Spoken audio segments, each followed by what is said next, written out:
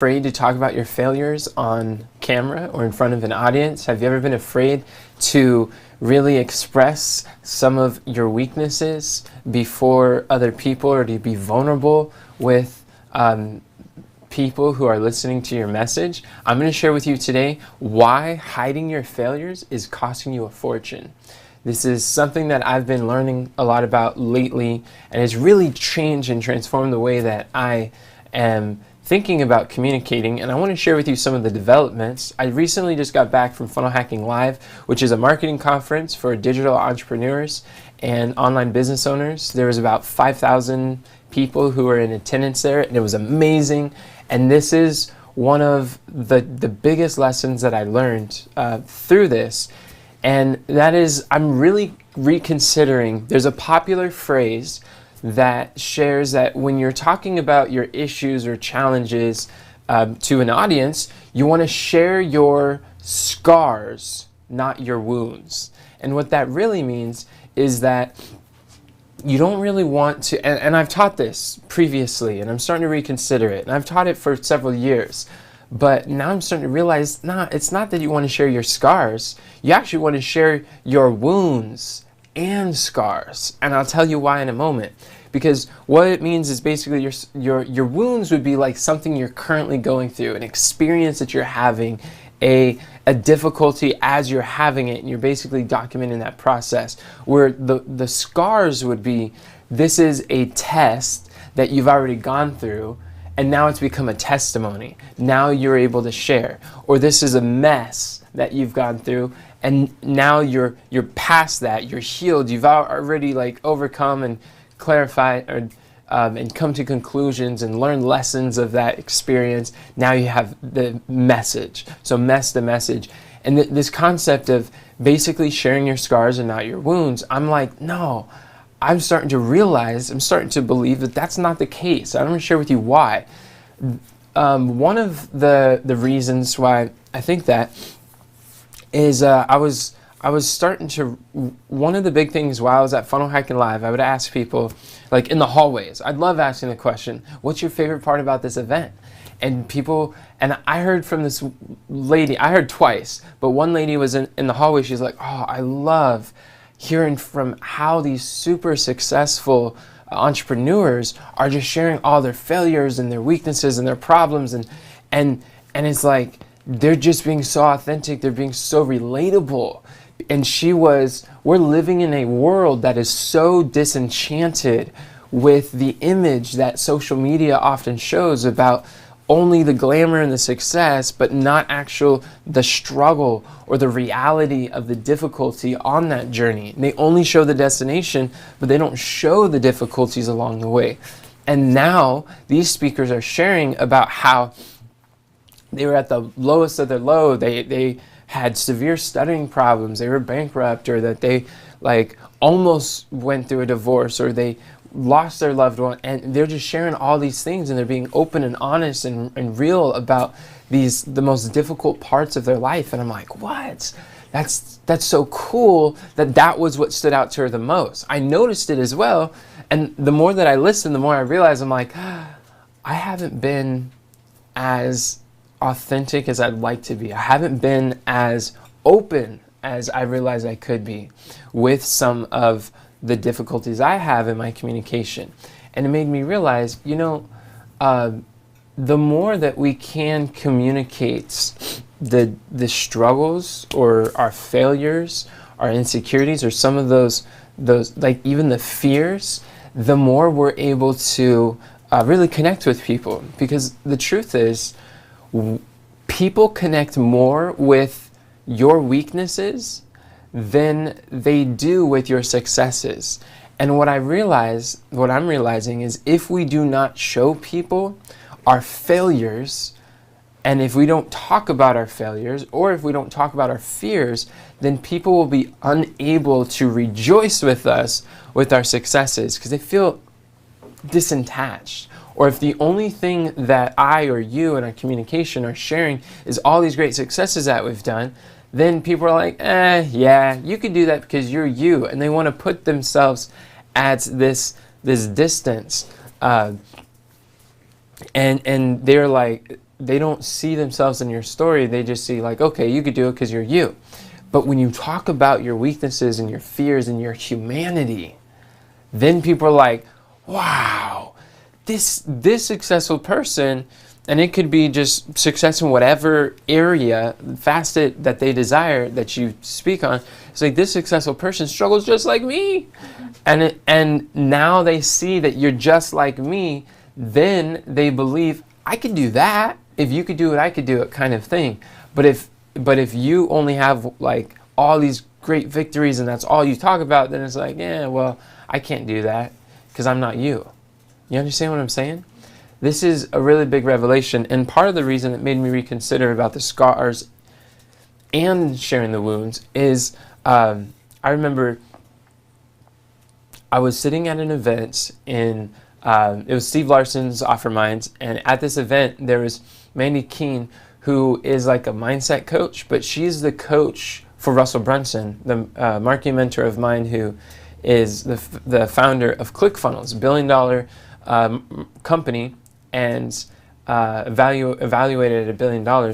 And she is the marketing coach for Russell, and I'm listening to her, and there's maybe like 40 of us in the room. And as I'm hearing this, she's explaining how trauma isn't something so much that happens to you as it is that something that happens in between the eyes. It's in the mind. And when trauma occurs, her definition was really powerful. It was saying that we all have been created with this need for attachment. We have, like, they've done studies, I believe in Romania, on infants, that are newborn babies, and they found that babies that were not touched, they didn't get that physical touch, that form of attachment through human attachment, they literally died. There's other species that don't need to see their mothers, don't need to see each other, but human beings, it's a human need to have that attachment, that fellowship, that connection, and without that, babies will die. So it is so deeply rooted in our entire nervous system and our entire body that it's like our survival is dependent literally on our ability to attach to figures that we care about, that we love, or that we respect, and having that desire. And now we also have a need to be authentic, a need to be genuine, to be inconsistent. One of the strongest needs of the human nature is the need to feel that we are in alignment, that we are acting in harmony with who we believe that we are. And so that is authenticity. And if we do things that are out of authenticity, then it really tears us up in our mind, in our heart, in our identity, in the way that we show up for ourselves, for God, for others. And what Mandy Keene was explaining, which blew my mind, was how there's a time in each of our lives that we either have a teacher, a parent, or a friend, someone shows us that that when there's a test between whether we're going to keep our attachments to the person we care about, or sacrifice our attachments, or sacrifice our authenticity in order to survive or to keep going, then and if we sacrifice our authenticity, then that's where trauma occurs, when we sacrifice one or the other. And I was like, wow, that makes a lot of sense. Like, I'll give you an example.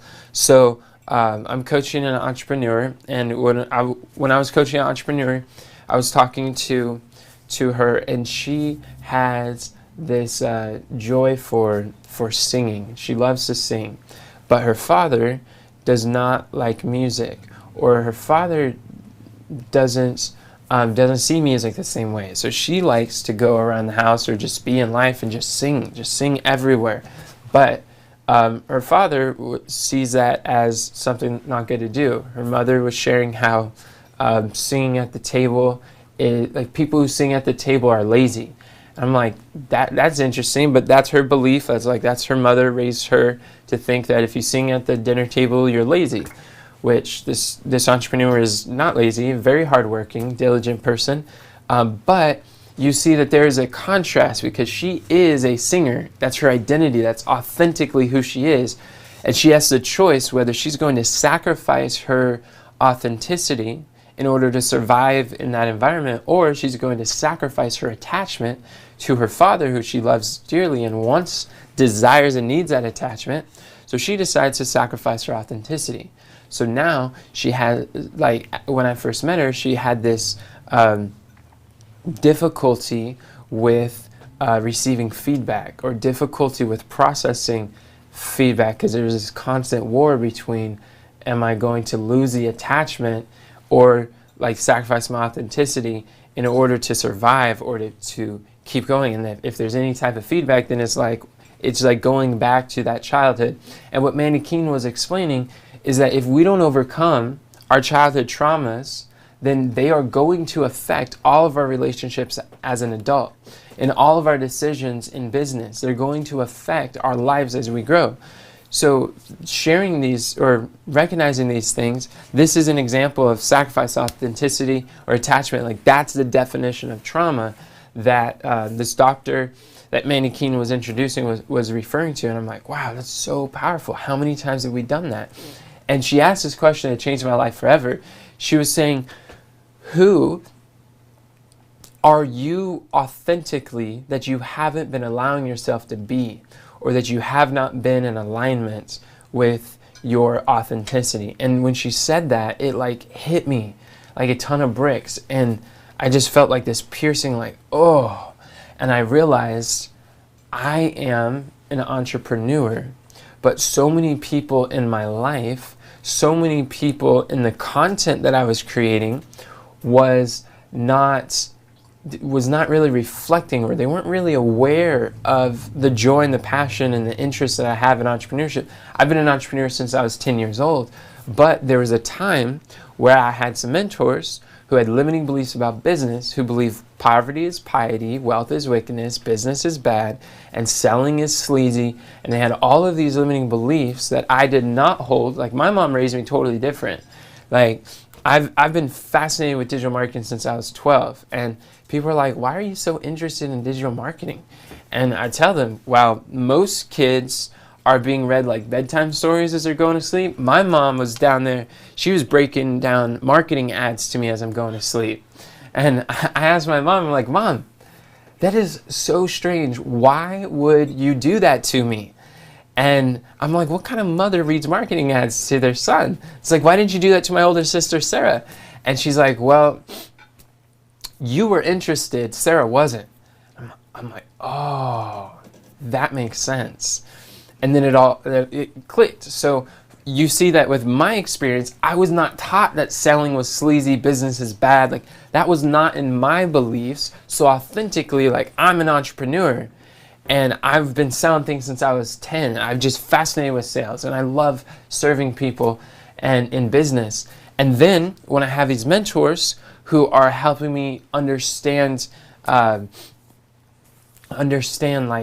ministry, or understand different, like, just new areas of life, and start traveling, then they're believing that it's wrong to sell, or that somehow it's more spiritual to give everything away for free, or that it's like taking advantage of people if you charge if you charge anything, but especially if you're charging premium prices, then you're like a charlatan or scammer, or you're just like not doing good. And so I started to adopt some of these beliefs that my faith and my finances were at war with each other.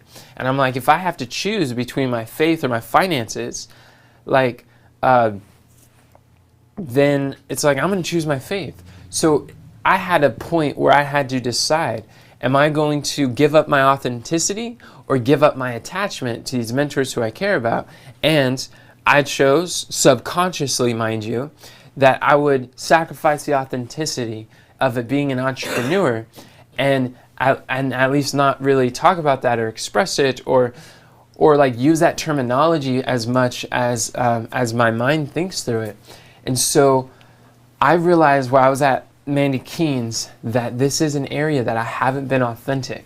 And so when I left that event, I decided I'm going to really come out and express how much of entrepreneurship that I enjoy. I'm going to speak to entrepreneurs. I realized authentically the best people that I could serve and help would be entrepreneurs, not like poor missionaries who I was speaking to before. And I'm like, there's so much difference of mindset there, and I could be more free, and I found more freedom, I found more enjoyment, I found that it was so much easy. Well, they're both easy to come up with messages, but I'm just so fulfilled and excited to see people who are problem solving in the marketplace, who are able to follow these eternal principles and apply them in their business. Like the parable of the 10 talents, my favorite parable in all the Bible, and it's all showing how business, increase, exchange, selling your talents, and growing, and it fits perfectly. So I share this because these traumatic experiences, like, and I could ask you the same question that Mandy asked me. Who are you really? And who have you been allowing your authenticity, like sacrificing your authenticity? In what areas of your life, in what ways have you not really been in harmony with who you know authentically you are? And as you really think about that, this could help you to possibly steer a different direction like me. This could help you to open eyes and have better awareness, which leads to development. And Mandy was talking about how she goes through these processes and brings awareness and helps her clients in business, like top CEOs, to make sense of their lives and to thrive in business with this process. And she shared how Russell Brunson is really fascinating because they'll literally be in this coaching session sharing these private things about like a childhood trauma that's been holding back his business to grow from 300 million a year to 400 million a year and beyond. And so these childhood traumas that are preventing Russell from growing at these high levels, and they talk about it one day, and then she'd find like 3 days later it's being released to the public at Marketing Secrets Podcast, being listened to by hundreds of thousands of people. And Russell's like, he's talking on the phone, he's like, hey everybody, I just want to say I was going through this coaching session and I had this realization about my childhood and how that's affecting my business or marketing. And he just like really just tell it all and like share as he's going through it. And I'm like, what? Like that is so interesting. And then the moment she said that, I'm like, yeah, that's right. I have heard Russell share things like that. Now let me ask you a question. Write down in the comments, so if Russell just figured it out a day or two before and he's already publishing, is Russell sharing his scar or is he sharing his wound in that moment? I'd like to know in the comments, is he sharing a scar or is he sharing a wound? And some are saying like that's a wound. Yes, absolutely, because it's still open, it's still brand new, it's still fresh, it just brought you his awareness. And I was like, that's interesting. So that's a story that stacks on why to share the wounds. And then continue listening to this podcast. I realized like just before he's about to do a big event, he'll share his like, I'm super nervous right now. And he'll share his insecurity like, well, I don't know how this is going to work. I'm expecting great things, but it's like, we're going to see. And I'm going to come back and I'm going to tell you what happens. Or he's like, oh, I got one of my favorite speakers is going to be speaking at Funnel Hacking Live. And it was like so intense. I got this opportunity to be on national television, talk about funnels. And it's like, and he's just talking about how nervous he is about that. And you see, it's like, wow, he's nervous before a big event. It's like, I'm nervous before a big event. He's just like me. I can do that. And you have this feel where you're just like, oh. Now, if he's talking about the insecurities live before he does the event, is that sharing a wound or is that sharing a scar? That's a wound, exactly. Where a scar would be that you have the insecurities, you publish something else, you go through the events, see how it happened, and then you go back and you say, I was so scared, I was so uncertain about what happened, but this is how it turned out. That is more of sharing your scar. And I realized, I'm like, okay, so that's really been working for him. Apparently, he's got like $1 billion business, so that was one example. Then at Funnel Hacking Live, I remember listening to a man. He's in real estate. He coaches entrepreneurs, and he was sharing who he is and his family. He had this beautiful picture of his little boy who just looks happy as can be. And he had his boy and his wife and himself, and they just look like this super happy family. He's like, this is our family, right? And he said, but 2 weeks, and he said, this is my favorite photo of our family we've ever had. He said, it was either 2 weeks before or 2 weeks afterwards. He said, this was me. And he puts a photo on the screen of him just in complete tears. And like a grown man just really bawling his eyes out on in the seat of his car. And he's saying that this is the worst day of my life. This was the day that I received a divorce letter from my wife. And he's like, this is hard for me to share. And you can hear him kind of getting choked up a little. And he's just sharing how things came to a head in his family, that his wife thought that she's not able to do it anymore. And it was such a difficult time for him because his family means a lot to him. And as he was sharing this story, he mentioned that the photo on the screen was taken from a live stream that he did the day or the week that he got that divorce letter. So now let me ask you a question. That live stream, was that sharing a wound or sharing a scar? That was a wound. That was a wound. And we see that in that he was sharing with his audience the journey as he's going through it.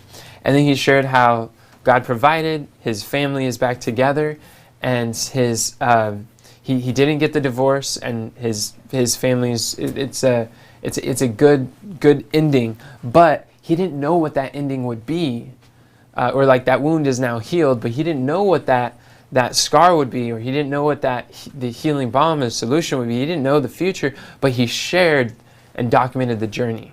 Does that make sense? With his fears, with his failures, with his pains, that humanity. So it's really powerful, because I want you to see, if all you show is perfection to others, they won't feel that they can connect with you. You're going to be very lonely.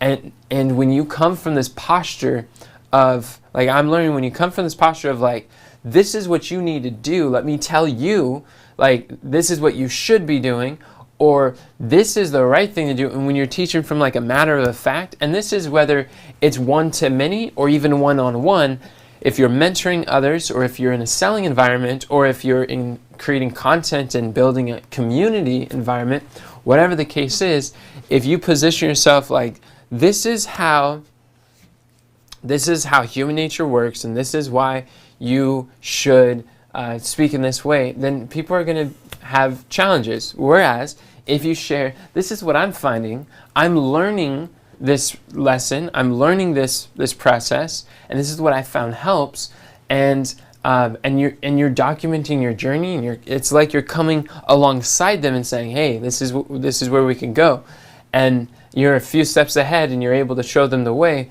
Then people really resonate with that a lot more, and they feel like they're not being judged. They feel like, oh, I could do that, and you don't have to be so lonely, because otherwise you're creating distance by creating a trying to be perfect. First of all, is like trying to show yourself perfect is like, people know all have sinned and fallen short of the glory of God. You are striving a losing battle if all you want to do is show to others all your strengths and pretend like you have no weaknesses.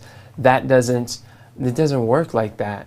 And people see through that inauthenticity, and even if it's subconscious, they distance themselves from you. They don't get to know you, they don't get to like you, and they don't get to trust you, because you're trying to be something who clearly you are not.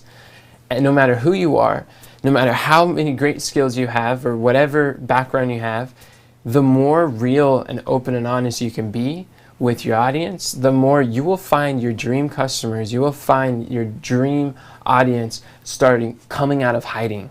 And they'll be showing up, they'll be coming out of the woods, listening and intensely interested in your messages and hearing your advice and receiving it, paying you a premium for that advice. Why? Because that vulnerability creates preference. And that preference creates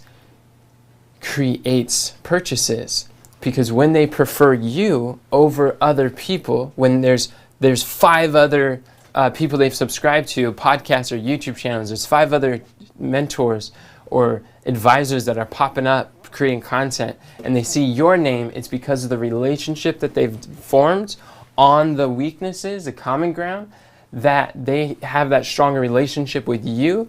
And then they prefer you, and therefore they choose you. And the more time they spend with you, the more that they're able to buy with you.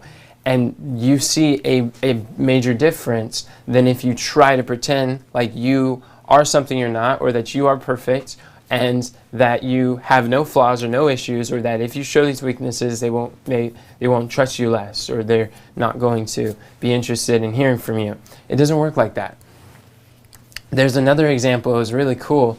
Was like a year ago, I was listening to, it was like, I think it was 2 Comma Club Live, or it was virtual, it was some sort of virtual event. And there was a speaker who was talking about this journey of being like Jonah in the belly of the whale, and was sharing some of these Bible stories. And she was asked to speak at Russell's Funnel Hacking Live a different year because she recently went through the loss of her husband, and she was probably like maybe in her 50s or 60s, and she lost her husband. She had some children, and she had this 7 or 8 figure business, and she's like, now she's got all this responsibility heaped upon her, and it's intense. She's grieving her heart, and she's just trying to find her identity, trying to see where does she fit, how does this make sense, try to navigate these stresses of life, like a real life situation in business. And what does she do? She takes Russell's advice, gets online, and she starts publishing. She's publishing every day, and she's sharing her journey as a new widow, and she's talking about her struggles, the grief of loss. She's talking about her successes. She talks about her goals. She talks about where she's going, what she's found, what is not working, what she's looking for. And she's going through, and she's being so vulnerable, being so honest with her situation, that like Russell was like, that is exactly what I'm trying to teach people. Now, let me ask you a question. That lady going live sharing about the death of her husband, is that a wound or is that a scar? That's definitely a wound. So I beg the question, maybe it's time to reconsider this notion that we should share the scars and not the wounds. And instead, I'm starting to realize, what if we are just share the wounds and the scars? Instead of this either or, what about and also? Because there's much that we can learn from life lessons of the past, but there's so much that we can connect when we're authentic and honest with where we are now and where we're going. In fact, it's so fascinating to me because in the book of Hebrews, Paul writes of Jesus, and he says how he was tempted in all points as we, such yet without sin. And also in Hebrews it says that Jesus was touched with the feelings of our infirmities. Infirmities means weaknesses, sicknesses. And so we have such a high priest who basically understands the pain, the weaknesses that he took upon him. So when you really look, many people would not feel as connected and close to Christ if Jesus, like you look at a lot of these other religions and you see these gods that are super strong and powerful, and they're like so far and beyond, it's hard to, like, they don't have a personal relationship because the God is so far and distant, so like infinite and supreme, and then we are just these puny little ants on earth, and there's no personal relationship. We have that personal relationship with Christ because he took on humanity, because God would clothe himself, divinity clothed himself with humanity, and because he became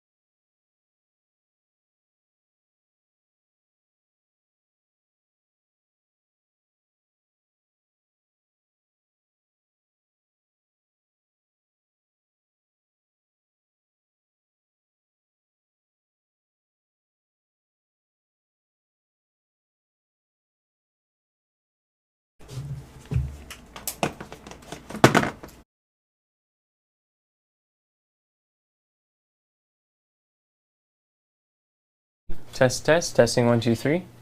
Looks like the microphone is back in business. Are you ready for this? So someone does not want you to hear this message, because this is a message of freedom, of victory, of great abundance. Now, I was sharing about how David has had so many great successes that can inspire anyone, young or old, in positions of influence or in positions of obscurity. He has so much success that can inspire many. He was a great king. But none of that really matters to my mom except for his failures. If it were not for the severe failures of David and how she could relate to David, it's because seeing how he has fallen so far, and yet he has asked for forgiveness. Psalms 51 is a beautiful prayer of repentance, and how he has how he's been received. He's still called a man after God's own heart. He was a friend to God, and God really blessed him. And then he was able to have these different successes. Now the successes seem more exciting when you can connect with the humanity. You understand what I'm saying? So think about this in terms of, if you're an author, a coach, a speaker, or content creator, then this is a very personality-based business. People connect with individuals. They're connecting with you as a person.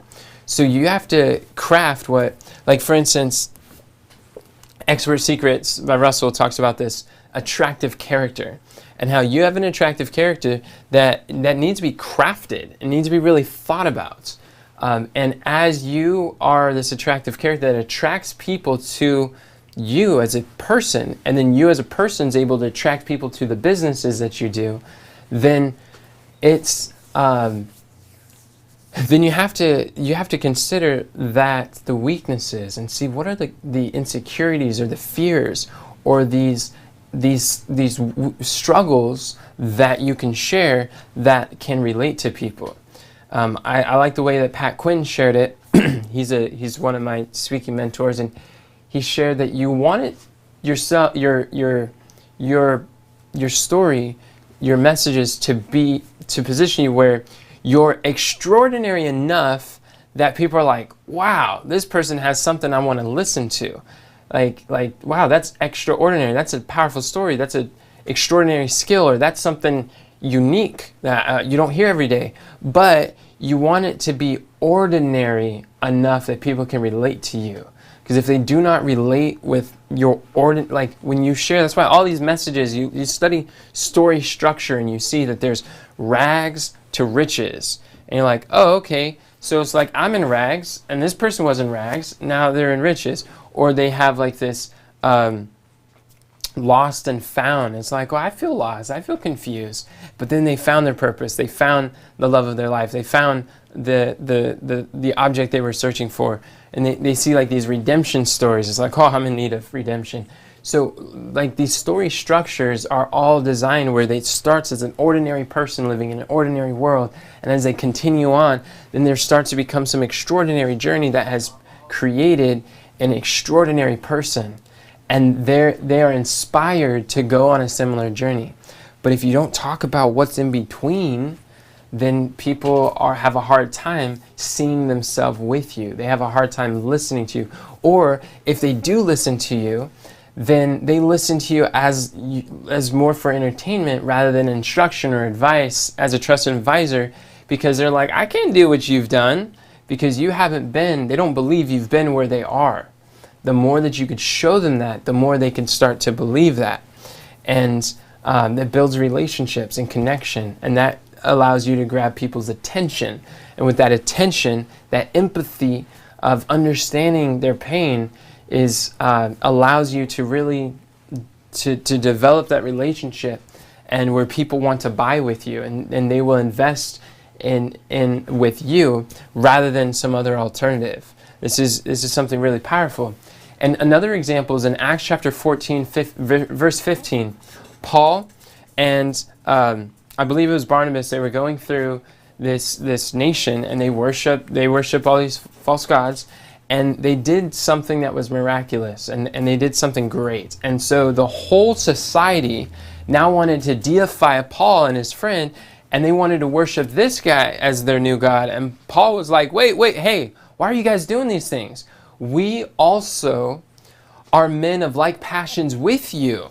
And we preach unto you that you should turn from these vanities unto the living God, which made heaven and earth and the sea and all that in them is. So what he's basically saying is like, look, don't worship me. Like I'm nothing too special. Like he says, we are men of like passions with you. So he's like, I'm just like you. I've got issues like you. I've got weaknesses like you. I've got struggles like you. Paul called himself, I'm the chief of sinners. I was the Pharisee of the Pharisees. And he's like, now I'm the apostle, like the great apostle. Now it's like you see where he came from and where he is, went down in history as like the greatest apostle and the greatest evangelist. And you see that he had to show his humanity, because people are ready to worship him as gods. And that's where a lot of these celebrities are celebrated, we see that like if you have like this deity kind of relationship with people, and most people probably don't set themselves up to be worshipped as deity, but some people want to like worship and put people on a pedestal. There's something about platforms, when you're speaking on camera, when you're speaking up front, when you are on a platform, there's automatically a positioning where people look up to you, and it's easy for people to think you're an authority beyond, like they think you're an authority, which is good, but it's easy for them to take things too far and think that because there's all this distance between you and them, that they can't really do what you've done or where you've gone or what you have to offer. And if they have that distance, you won't have influence. If you don't have influence, then you can't serve them through your products and services. So what you want to do is show the humanity and show them reasons why you're an authority. Show them reasons why they can trust you, why why they would want to listen to you? What's something extraordinary about your life, your story, your skills, your experiences that people would want to listen? But it's that balance.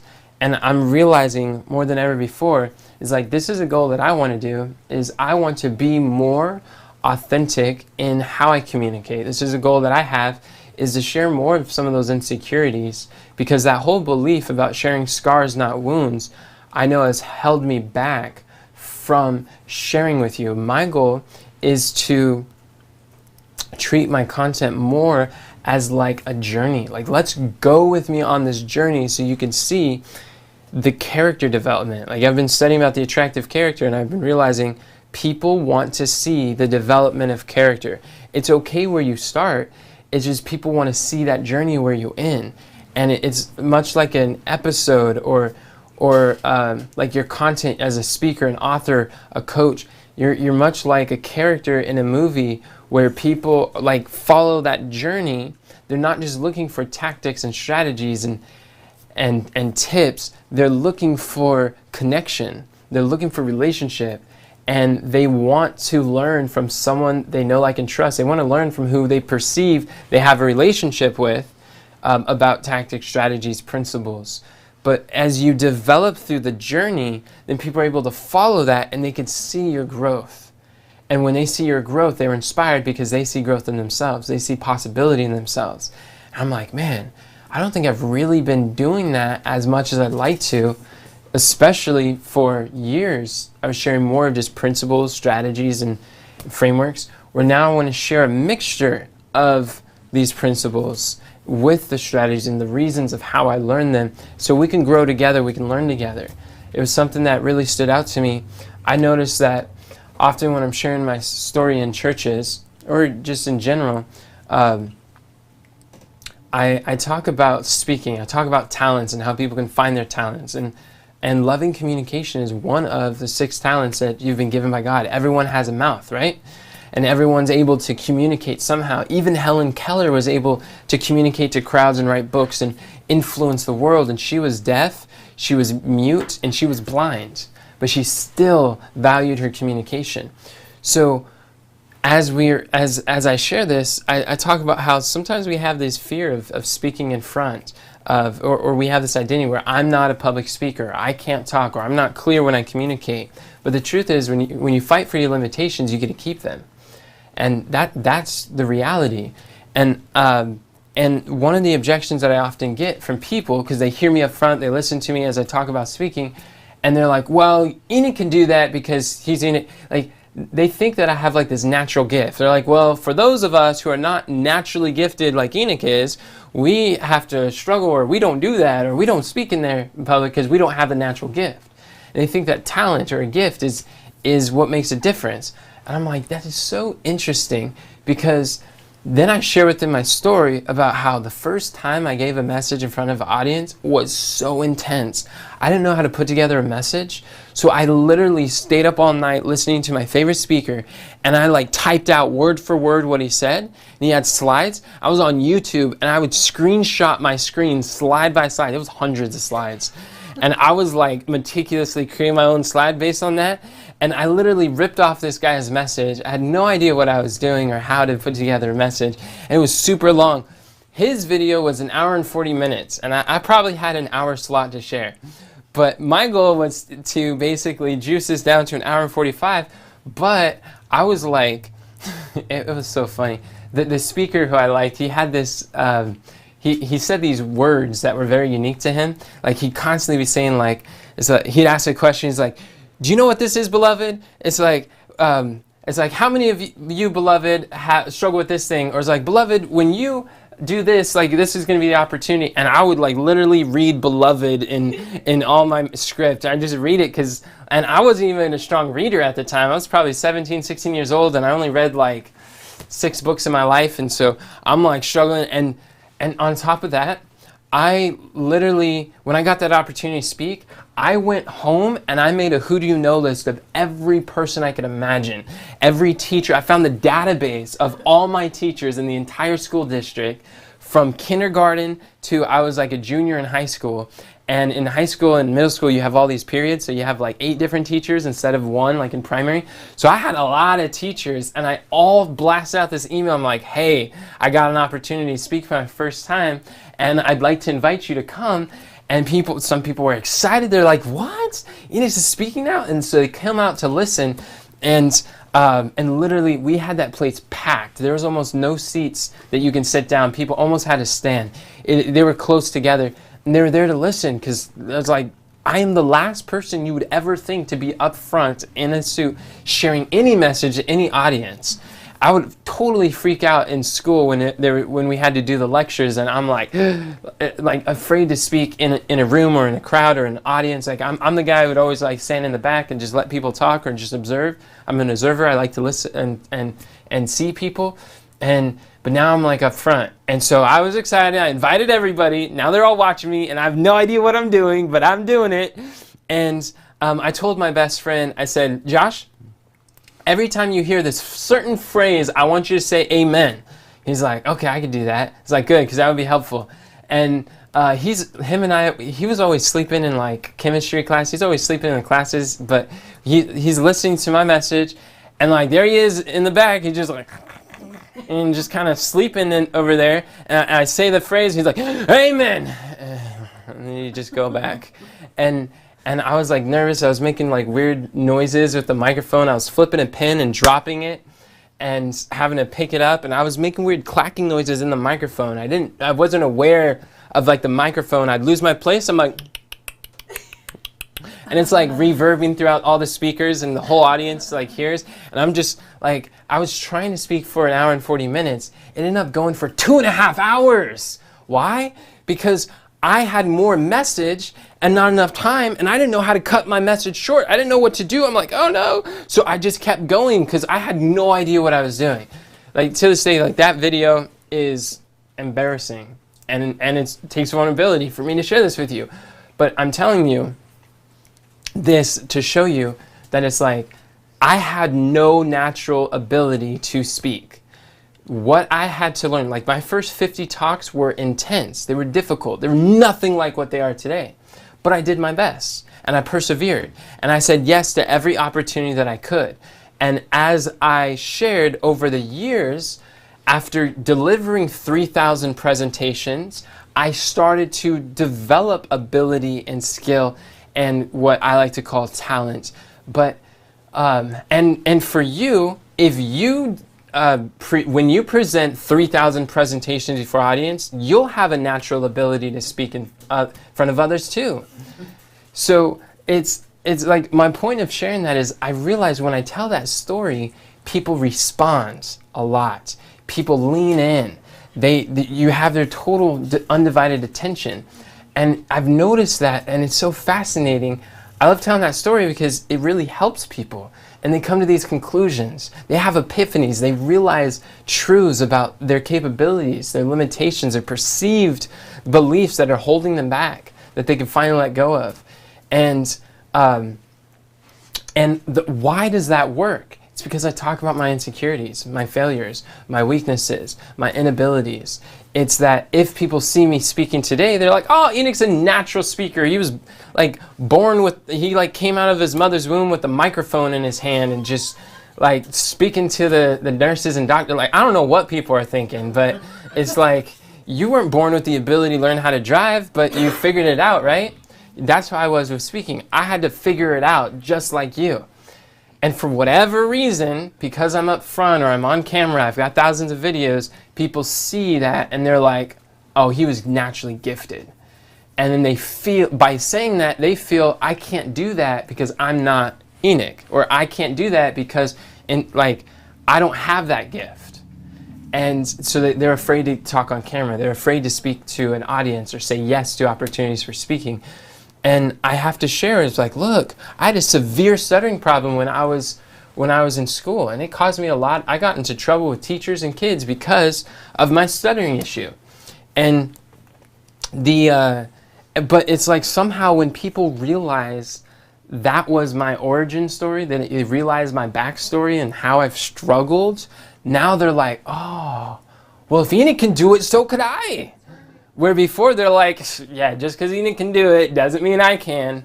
But you notice it's the weaknesses, it's the failures, it's the struggle. That's what endears people to you. Your content makes you want to listen. And I would highly encourage you to share more of that. Something that really stood out to me, so fascinating to me. I was listening to Dan Kennedy. He has a training on influential writing workshop talking about attractive character and developing this. And in this training, he mentioned how if you want to have customers for life, like people that are with you, not for days, but for decades, paying you again and again, and even like $100,000, $200,000 per person through the course of their lifetime, then you're not going to maintain their interest and their attention long enough just by teaching principles or just by teaching tactics or system strategies. It doesn't work like that. Frameworks don't keep customers long term. I'm like, wow, that's interesting. He said, what will is your personality. It's your personal stories. And part of those stories is your vulnerabilities, your weaknesses. It's the reason why people, and I was in a room with him. It was so interesting. It was a day with Dan Kennedy. We were in this room, and he said, there was probably maybe about 600 people there. And he said, could everybody please stand up who's been here, who's been with me as customers for over 20 years? And there was like 25% of the room stood up. What? It's like 20 years? These people have been paying the same dude for 20 years. And he's like, look, these people in the audience, I only have like 40 or so principles. Like everything I teach can be boiled down to about 40 different frameworks. And I can guarantee you any of those people can tell you what I teach. They could tell you the principles that I share. They're not with me 20 years because of the principles, I'll tell you that much. They're with me because of the character development. They're with me because of the journey. They're with me because of the personality, the perceived relationship that they have with me as an individual. And they want to maintain that. They want to follow that journey. They want to see what's next. And I was like, that is so fascinating, because it totally shifts what a lot of speakers, authors, coaches think that people need. And so in order to have customers for decades or for a lifetime, then we got to share and be vulnerable. And that may also be friends for life. It could be influence for life. It could be influence on your children. It could be influence on your team. If you're a team leader, if you're a manager, if you're a CEO, like when you're leading people, sharing the vulnerabilities, being real and authentic, this creates connection. And the more that you resist it, the less influence you're going to have on the people that you desire to serve. And that's just a heavy realization that I'm finding more and more. So I share this with you because even now, this is somewhat of a wound for me, because I recognize I have not been as secure in sharing my insecurities, but that's going to change today. Amen. That's going to change. That was one of the resolves that I made leaving Funnel Hacking Live, that I want to be more real, be more honest, be more timely, and open to you more about what are the lessons I'm learning as I'm learning them. And I invite you to go with me on this journey of discovery, this journey of seeing how can we follow principles and to grow a business and serve so many people and get a message out to the masses. Let's figure it out together. And as I've been a professional speaker for 9 years, there's some things that I've learned along the ways, and I'm always learning. I constantly have mentors.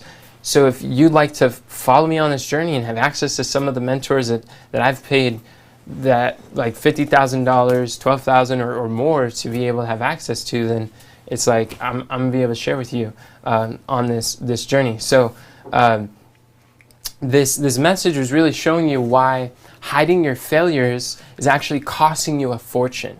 And the sooner you stop hiding your failures and you start to parade that elephant in the room, so to speak, and you start to show those things, then you're going to find your dream customers are popping up, and they're going to be attracted to you. They're going to be paying attention longer. They're going to be interested in what you have. So if you like this, I encourage you to grab a copy of my book, I Want to Mentor, Now What Do I Do?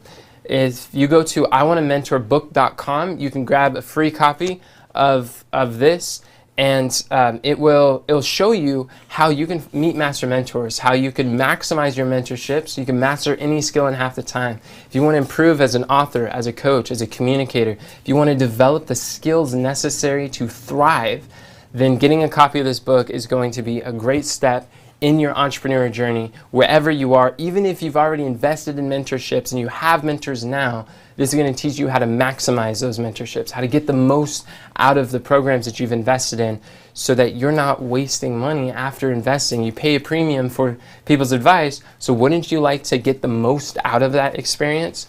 This book will teach you how. Go to iwanttomentorbook.com and you can find out more information. And share this with other people that they could know also how they could be more authentic and real, honest, and connect with the audience that they desire to serve. So that's it, my friends. Remember, God doesn't call the qualified, He qualifies the called.